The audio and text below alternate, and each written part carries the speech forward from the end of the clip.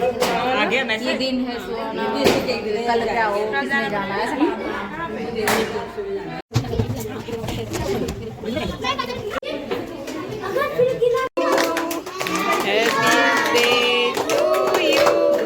Happy birthday, dear.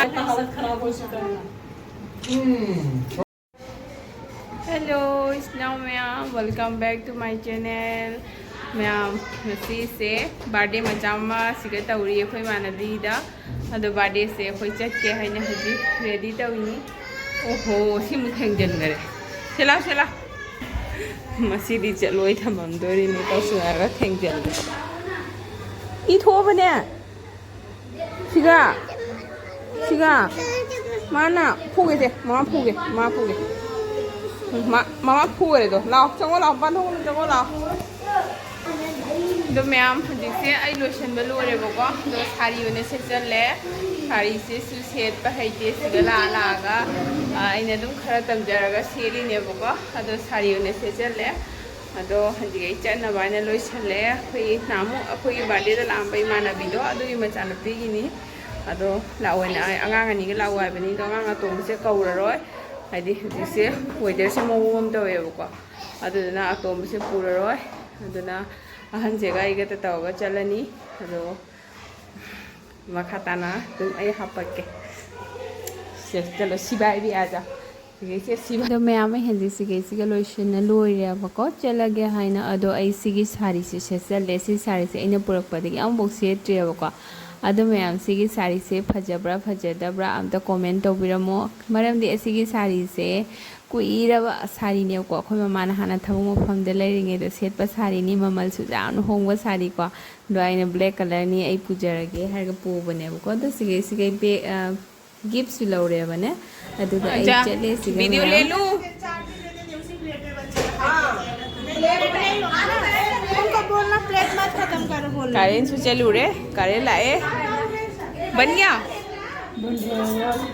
अदो ma'am मोइगिने birthday से नुंगाइबिदबा हमना कगिने हाइदि अंगांग से गी बर्थडे से अयुक्तगी मामा सिना कइनोम मदुम सोरगा तौरे ना मामा से नुंगाइत्रेबको अदो मथता बर्थडे से मी गाइनरिगे मतम से कारेन सु चथोखरे अदुगा कारेन से जाम तोइने चनदबने इनवाइटर दि जाम थमना देबको अदो कारेन से चथोखरबिना केक से कक्त्रिङैदा आइदि अहानबा बर्थडे अटेंड तौजरी असिगुम्बा केक से कक्त्रिङैदा अंगांग मैम से हाना pizza थोएबको angang mayam dai ahan ke kak se dum ayam bana pijare ne pijar ga kona kare la ke ka asi du beti ke kak se thalaga ne haidi chana ba se keno pijare si aina ne ada dum khara tawraga haidi aya aya ba matung na do akhoi macha di sigi birthday siga chat pa se amta cha dangai la aya ba maran di sigi birthday siga moi sigi chat chega dai di pasta ga tawram me ba ko white pasta do ado akhoi macha di cha dangai la aya ma ti sumana tawba poche cha ba haina de ne ko ado ma'am noi gi di haidi isa isa gi birthday angang singi tawba matam da kari item na phai haina khali ma'am ai di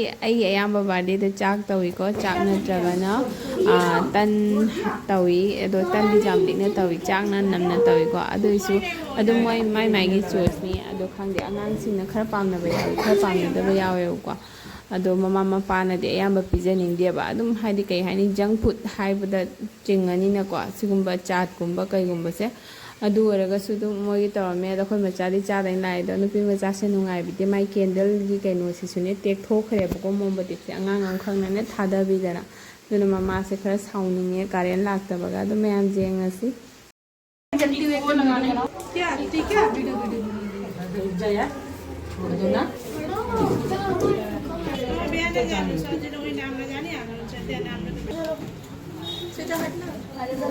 मचा चोंगा कनी मैरिक तो थोलो मचा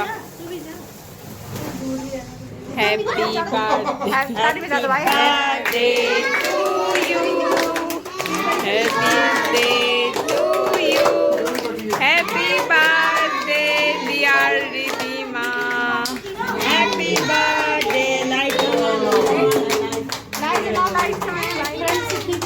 light जलाओ और light का है देख लाइट जला दिए कहां से लाइट जला पंखा भी जला दे और पास करना हां पंखा के पास खड़ा रहूं मैं भी हां सबका हालत खराब हो चुका है हो गया और पास करना बिल को भी दे दिया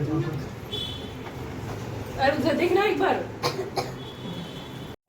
दीदी माँ की बड़ी मम्मी आ जाओ हमारी केक कटिंग लोरे केक कटिंग लोरेगा आंगांग मैम से गिफ्ट पिनारे अदुगा हदी से चट्रो बने बको प्रोग्राम से लोइसले हदी करेंट चटखिंग मतलब आंगांग दे पिजा थोबन मागसिना अमरोंदा बु कोंग्रे हाइदोने बको अदुगा अखोई इमानबी सिंग से मु हंजिक लोरेगा मैम पुनः फंगनाबे yung फोटो कामिनादोगी फमिने सिगा अदो अखोई से फोटो खरा कामिनारागा ददि ngahak अखोई से नोमिना खोमिना तरो अखोई हन्नबा तौद्रबनेको अदो मैम हाइदि सुमाइना तौरगा सुम तौरे मपानदा क्वार्टरदा मैम अखोई हंजिक लोइदना हलगे थोके अदो थेंगे मरता करेंट चलुरेबको अदुदना प्रभाव लाए दीदी रीतू कहाँ चली गई उधर है रीता को रुको आंटी को बुलाओ हैं तो दो कोई थोक ले मैम ठीक है